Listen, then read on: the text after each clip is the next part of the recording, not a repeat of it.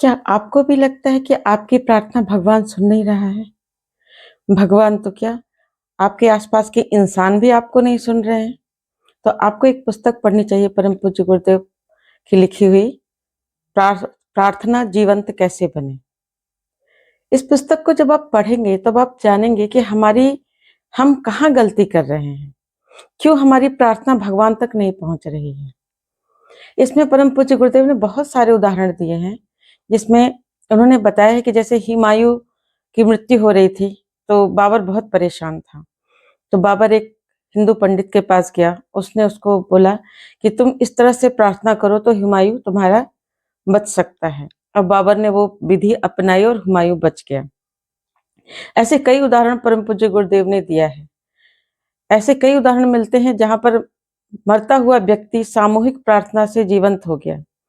एक सच्ची प्रार्थना से आपने एक कहानी सुनी होगी कि एक डॉक्टर जो कि जा रहा था किसी कॉन्फ्रेंस के लिए, लेकिन एक माँ की सच्ची प्रार्थना से तूफान आया, इधर उधर हुआ, किसी भी तरह से वह व्यक्ति, वो बड़ा डॉक्टर उस माँ के घर तक पहुंच गया। तो हम क्या कर सकते हैं? कहानियां तो हमने बहुत सुनी है, लेकिन हम अपने जीवन में क्या प्रयोग कर सकते हैं? चलिए, भगवान आपकी कैसे सुनेगा, इसका तो एक लंबी चौड़ी प्रोसेस है। कम से कम आपको 40 दिन तक प्रयास करना पड़ेगा। एक मैं आपको प्रयोग बताती हूँ, उसको आप भगवान के लिए करके देखिए और आप पाएंगे कि 40 दिन में आप भगवान से बेहतर कम्युनिकेट कर पा रहे हैं। उसके लिए क्या करना है? आपको ब्रह्म मुहूर्त में उठना है। लगभग आप 3:30 के आसपास उठ जाइए और 4 बजे तक पूजा में बैठ जाइए।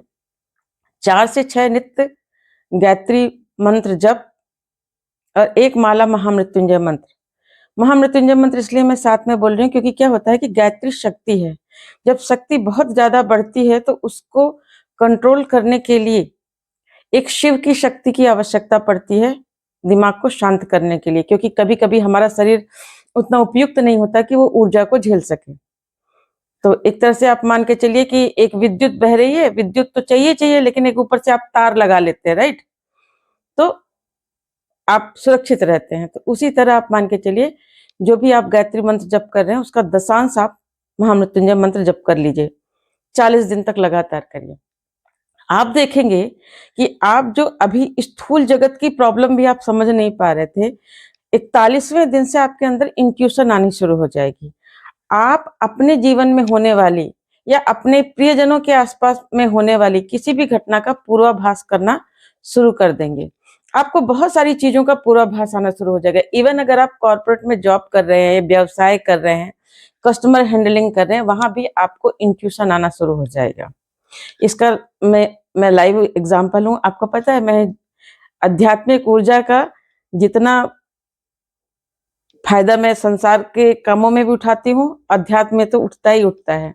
मुझे बहुत बहुत सारी चीजों का इंट्यूशन आना शुरू हो जाता है जब मैं ऑफिस का काम करती हूँ या किसी प्रॉब्लम को रिजॉल्व करने के लिए डिबगिंग करती हूँ, कोडिंग करती हूँ। तो इसको आप एक प्रयोग करके देख लीजिए। ये तो हो गया भगवान के साथ 40 दिन में। लेकिन अगर आप किसी इंसान के साथ रिश्तों में उलझे हुए हैं, आपको उस बंदे से कम्युनिकेशन नहीं बैठ पा रहा है, कहीं ना कहीं झगड़ा होता ही जा रहा है और आप चाहते हैं अब शांति हो, तो उसके लिए भी आप क्या कर सकते हैं कि आप पहले तो 40 दिन तक आपको इंसानों से भी कम्युनिकेट करने के लिए, चैनल बनाने के लिए तो देखिए 40 दिन लगेंगे ही लगेंगे।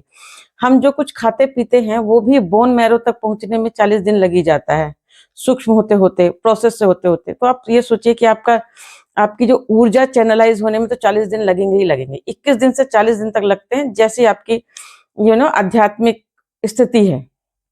तो आइए एक प्रयोग और करके देख सकते हैं रिश्तों को सुधारने के लिए। तो आप क्या कर सकते हैं कि ब्रह्म मुहूर्त में, अब काम तो आपको ब्रह्म मुहूर्त में ही करना है, क्योंकि उसी समय हम अपने ऊर्जा के सबसे हाईएस्ट पीक पर होते हैं।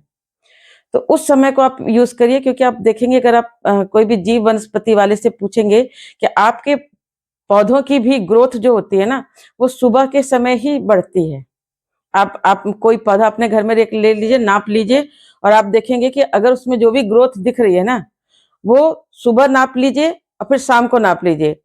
फिर आप देखिए कि 3 बजे एक बार नाप लीजिए और फिर आप देखिए कि उसी पौधे को आप 6 बजे नापिए। तो आप देखेंगे 3 से 6 के बीच में पौधे में बढ़त आती है। तो इसी तरह हमारी ऊर्जा, हम इंसानों की भी ऊर्जा उसी समय हाईएस्ट मोड में रहती है, इसीलिए उसको ब्रह्म मुहूर्त कहते हैं। तो आप जिस भी व्यक्ति से आपके रिश्ते बिगड़े हुए हैं, चाहे वो आपका पति हो, चाहे आपकी बहू हो, चाहे आपकी सास हो, चाहे आपका बेटा हो या कोई भी हो, जिस व्यक्ति से आपके रिश्ते बिगड़े हुए हैं, आप वही काम करना है। आपको गायत्री मंत्र जप करना है, महामृत्युंजय मंत्र जप करना है और लास्ट में कम से कम 1 मिनट के लिए उस व्यक्ति का पहले ईश्वर का ध्यान करना है। जैसे अगर आप गायत्री परिवार के हैं तो आप ये भावना करिए कि आप समाधि में आप और वो व्यक्ति गए हैं, आमने-सामने बैठे हैं, परम पूज्य गुरुदेव साक्षी के रूप में बैठे हैं। आप उस आत्मा से कहिए, ऐसे प्रार्थना करिए, आपका पति हो, बेटा हो, कोई भी हो, जो भी हो उसको आपको उसका ध्यान करना है। आपको ऐसा ध्यान करना है कि बिल्कुल समक्ष खड़ा है। उसकी आँखों में आँखें डालिए ध्यान में और बोलिए, हे आत्मा, पिछले जन्म के ऋणानुबंध के अनुसार हम लोगों का रिश्ता बना है। हमने आपके साथ जो भी गलत किया है वो आप हमें क्षमा कर दो और हम आपको क्षमा करते हैं। हम दोनों अब एक नए रिश्ते की शुरुआत करते हैं।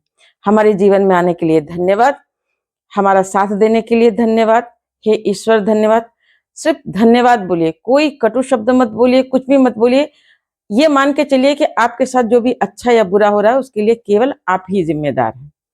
जब आप सच्चे मन से 1 मिनट ध्यान करके जो भी बात आप उसको बोलना चाहते हैं, केवल 3 वाक्य में उसको बोलिए, धन्यवाद दीजिए। आप देखिए कि 40 दिन के अंदर-अंदर कितने भी बिगड़े रिश्ते होंगे, यहाँ तक कि तलाक की भी नौबत आ गई होगी, वो भी ठीक हो जाएगी। क्योंकि यह जो आप कम्युनिकेशन है, ये टेलीपैथी जो करेंगे, वो हृदय से हृदय तक पहुँचेगी, शब्दों की ज़रूरत नहीं पड़ेगी। तो जैसे भगवान तक आपकी प्रार्थना पहुँचती है, वैसे आपके इंसान के हृदय तक भी आपकी प्रार्थना पहुँच सकती है, क्योंकि हम सभी कण-कण में जुड़े हुए हैं।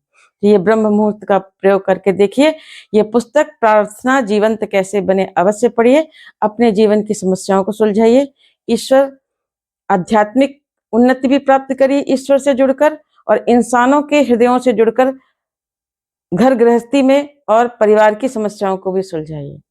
धन्यवाद।